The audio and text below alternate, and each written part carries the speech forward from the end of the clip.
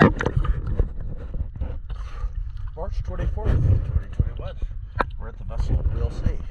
The paint is pretty much in great shape.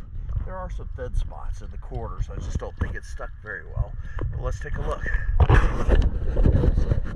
Your outboard mounting brackets have bonding wires attached to the zigs.